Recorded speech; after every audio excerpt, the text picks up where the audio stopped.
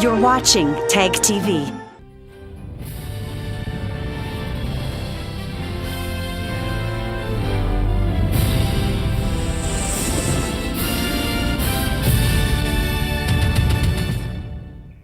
Good evening. Welcome to South Asia Newsline. I'm Katasha Sharma. Here are the top stories we are tracking for you on Wednesday, the 7th of March. India's northern Varanasi city gears up to welcome French president.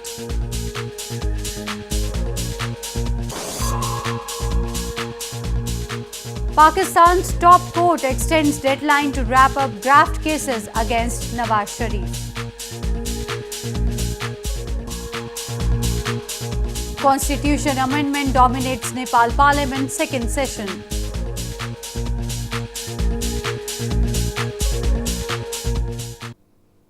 And now for all the details. French President Emmanuel Macron will arrive in India on March 9 for a 4-day visit. India's spiritual capital Varanasi is gearing up to host both the Indian Prime Minister Narendra Modi and the French President as they will take boat rides in the ancient city on March 12.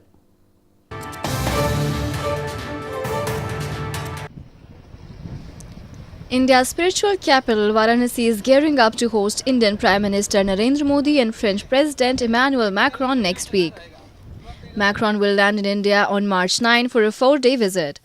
He will enjoy Prime Minister Modi's trademark hospitality with a visit to his parliamentary constituency Varanasi on March 12. Prime Minister Modi is expected to take Macron on a boat ride in River Ganges to showcase his government's focus on the Clean Ganga campaign. He will later also host a lunch. All the necessary steps are being taken by the police department, both in terms of facility and security arrangements in the ancient city. माननीय प्रधानमंत्री जी का और France के राष्ट्रपति महोदय का आगामी 12 तारीख को प्रोग्राम है। उसी प्रोग्राम के सिलसिले में तैयारियों का जायजा लेने और क्या कमी है, हम लोग को क्या क्या व्यवस्था है, उसके लिए हम लोग यहाँ हैं। French President Macron and Indian Prime Minister Modi had met last year in Paris, and the two leaders had agreed to cooperate in the fight against climate change. In New Delhi, Macron and Modi are expected to co-chair a Solar Alliance conference. The alliance seeks to mobilize more than $1 trillion by 2030 and bring together well over 100 solar-rich countries to deliver solar energy to some of the planet's poorest. In news from Pakistan, US Director of National Intelligence Dane Coates on Tuesday said that Pakistan will continue to threaten US interests by maintaining ties with the militants and restricting counter-terrorism cooperation. The remarks come amid ongoing strains in ties between the Washington and Islamabad.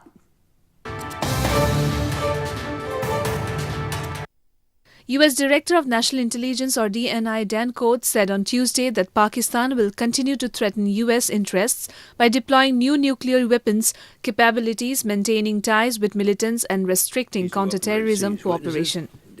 He made the remarks while testifying before the powerful Senate Armed Services Committee on Worldwide Threats in Washington, D.C. He had made a similar statement earlier last month and said actions taken so far by Islamabad did not reflect a significant escalation of pressure against militant groups operating on its soil. Complicating the Afghan situation is our assessment that Pakistan-based militant groups continue to take advantage of their safe haven to conduct attacks, including against U.S. interests. The remarks come amid Pakistan's ongoing strains in its ties with the U.S. and Afghanistan. The U.S. last month announced suspension of all security aid to Islamabad, blaming it for harboring militants on its soil. Pakistan has maintained it has sacrificed a lot in the fight against terrorism and is being used as a scapegoat by the U.S. for its failures in Afghanistan. More on news from Pakistan. Pakistan's Supreme Court on Wednesday extended the deadline of the trial in corruption references against ousted Prime Minister Nawaz Sharif. Moreover, the court also extended the deadline by 3 months of the assets accumulation case against former Finance Minister Ishaq Dar. The top court has disqualified Sharif in July last year and had given a 6-month deadline to an accountability court to complete the trial against him. The request to extend the deadline was reported purportedly filed by the National Accountability Bureau or NAB. An accountability court in Islamabad has been hearing 3 corruption references against Sharif and 1 against Dar, filed by the NAB in the light of the Supreme Court's Panama Papers case verdict. The references have been filed against them for owning assets beyond known sources of income.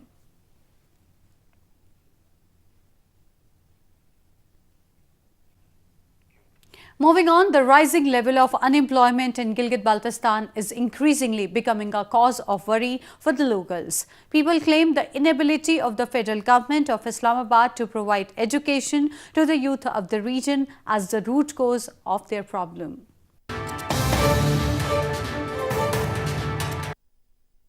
Rising unemployment among the educated youth is one of the primary problems of locals in Gilgit-Baltistan. Locals allege lack of government assistance to provide education facilities in the region, coupled with rampant corruption at the administrative level as the cause of unemployment.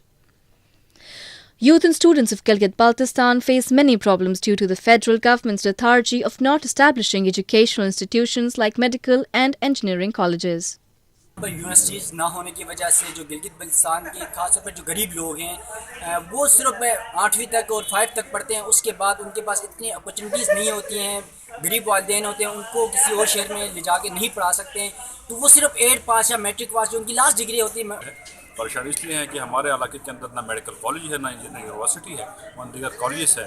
तो हमारे ये परेशानियाँ हैं कि हमें मुख्तलिफ college के अंदर हमारी सीट्स नहीं, ठीक है, और हालात के बावजूद हमारे लोगों को, स्टूडेंट्स को सीट्स मुहैया नहीं हुई है, जिसकी वजह से वो सेल्फ फाइनेंस की तरफ जा रहे हैं। गरीब इलाका है, यहाँ के बहुत सारे लोग बड़े शौक रखते हैं, वो सेल्फ फाइनेंस में इंजीनियरिंग और मेडिकल कॉलेज में जाके एडमिशन लेते हैं।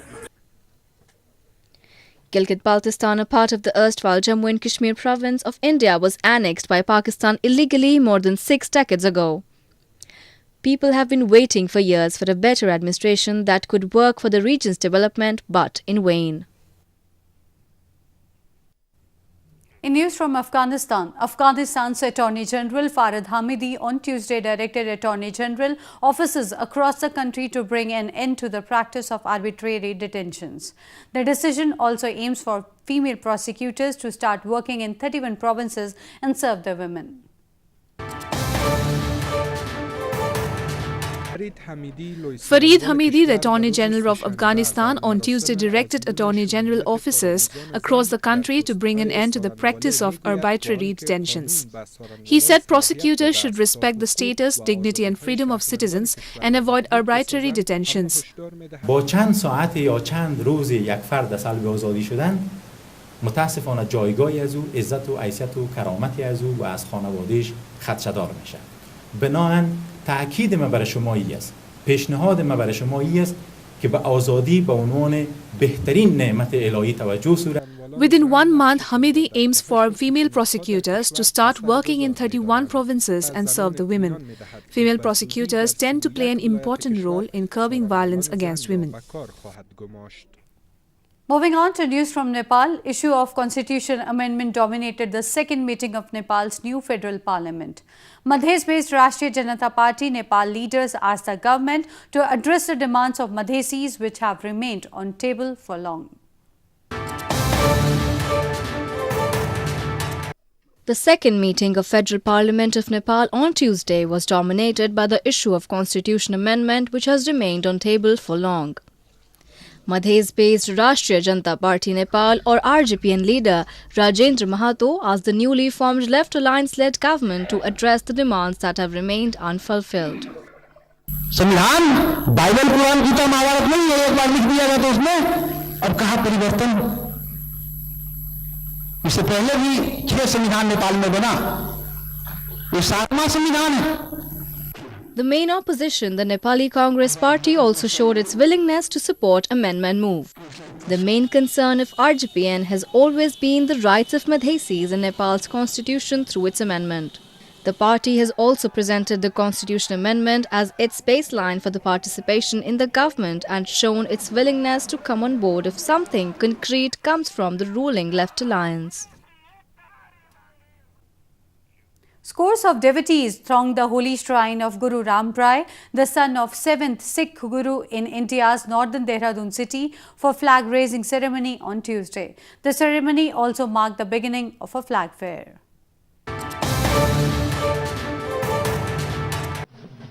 Thousands of devotees thronged the shrine of Guru Ram Rai in India's northern Dehradun city for the flag-raising ceremony, which marked the beginning of the Jhanda Mela or flag fair on Tuesday. Devotees coming to the fair from across the country worshipped the flag and bathed it in milk, holy water from river Ganges, and wrapped it in muslin cloth. The numerous scarves that are tied around the mast symbolize the devotion and faith of the pilgrims who pray for fulfillment of their wishes.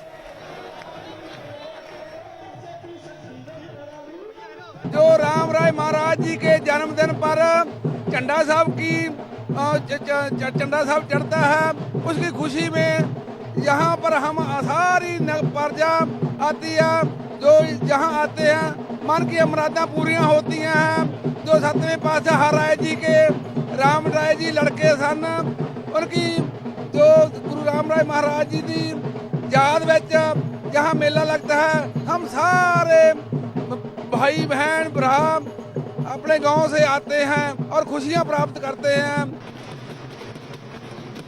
Guru Ram Rai, the son of the 7th Sikh Guru, Har Rai is considered to be the founder of Dehradun city. Soon after the offerings are made by the devotees, the covers are removed and only 40 remain tied to the Jhanda Sahib or flag in keeping with the tradition. An artificial limb center in India's western Pune city is proving to be a second chance at life to defence personnel who got critically wounded while serving the nation. The center aims to provide care and treatment to soldiers and help them become self-reliant.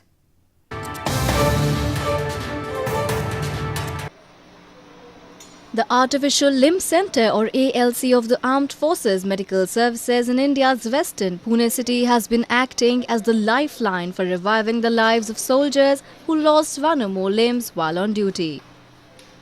The prosthetic centre serves all the 3 Indian Army, Navy and Air Force along with the paramilitary soldiers and soldiers from friendly neighbouring nations as well.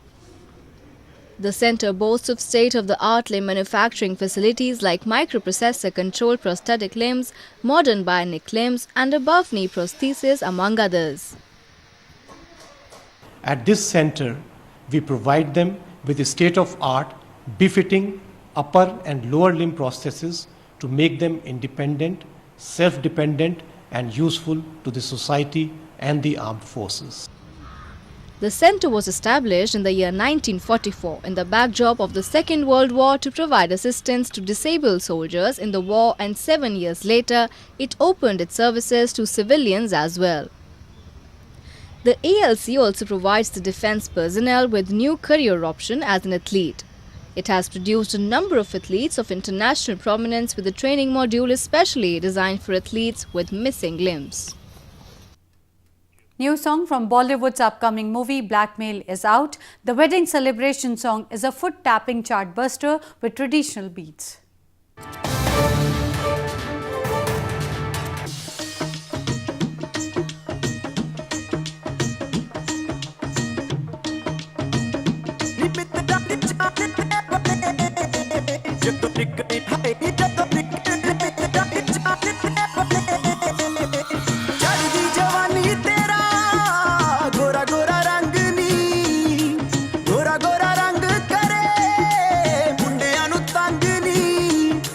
ਹੱਥਾਂ ਵਿੱਚ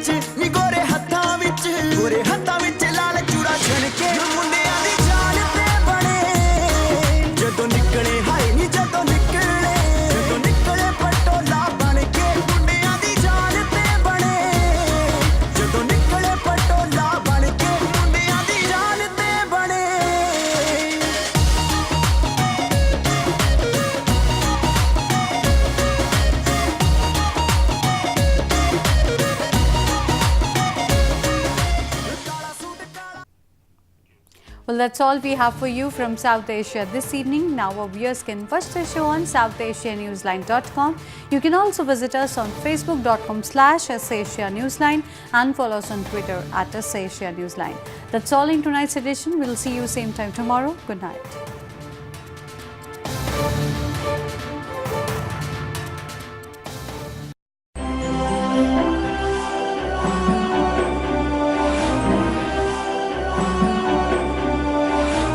You're watching TAG TV.